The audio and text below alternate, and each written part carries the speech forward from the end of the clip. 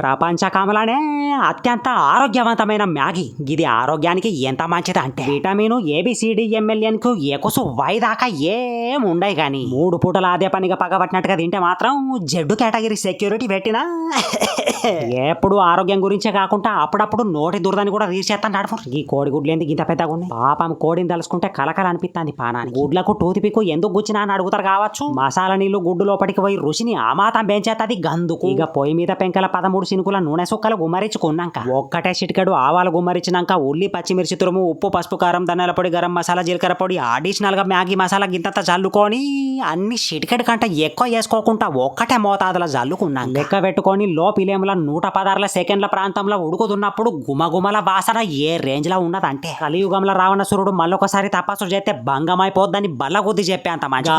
Like share subscribe కొట్టి పక్కకున్న గంటని ఈడి సంపూర్రి గాయ చేతనే కనబడతాయట లేకపోతే కనబడాయట.